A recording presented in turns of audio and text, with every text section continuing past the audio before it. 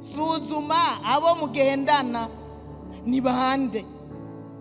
Nimba Yuda byaranse ko ahinduka ariko agendana na Yesu, nimba Gehazi byaranse ko ahinduka ariko agendana na Elisa, hari akantu ugendanye n'umuntu mubi.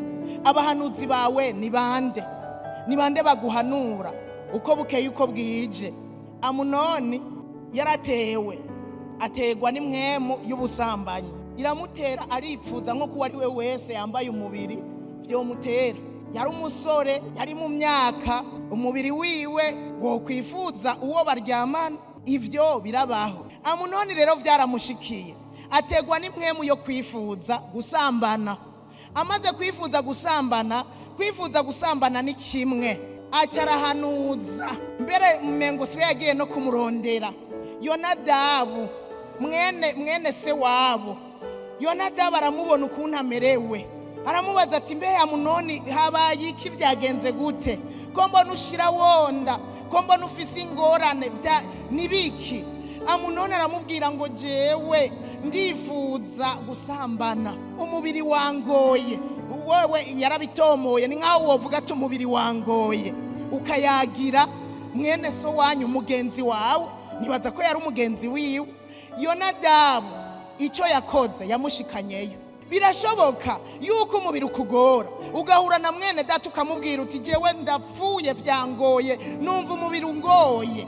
Arakaguhanura akakubwira ngo gaba ugo n'urudayimoni rw'ubusambanyi bamaso, akagukankamira akagukarira, akakubwira ati tu aho rero watewe niyo mwemo kubera kumbura utari okipe. Burya iyo utari okipe n'ibikorwa vy'Imana n'ibikorwa vyiza, burya iyo myuka mibi iroroha kukuzamwo. Hariho n'igihe usanga ari imyuka y'akaronda iri muri wewe, burya uyineshesha gukora ibikorwa, kuba okipe ku murango no mwijoro igikorwa c'Imana.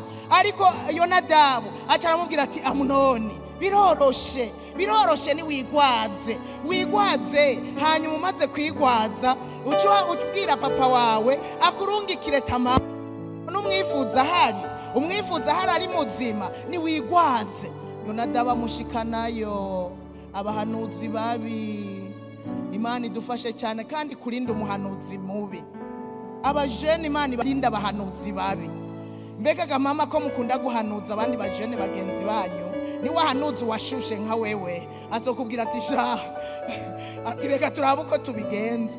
Bamuhanuza n'abantu bakuze, ukamubwira ati none mwebwe mukiri bato byagenda gute, mwavyifatamwo gute? Azokubwira kumburewe ukuntu yabigenza, ukuntu vyagenze, nimba yaranesheje muri ico gihe. Ariko arashobora no kuba atanesheje, yaraneshejwe akumva aracyabirogreta, arogreta ukuntu mu buto bwiwe yaneshejwe. Agaca kubwira ati sha nube nka jewe, ndagusavye wiyubare ube maso, numere nka jewe vyarangoye muri ubu buryo, jewe narananiwe muri ubu buryo, ariko weho hunga jewe naramaramaye, narakozwe, hunga. Akaguhanura neza kubera waguye ku muntu mwiza. Ariko Yonadabu acamushikanayo. Abahanuzi babi, Imana idufashe cyane. Haleluya.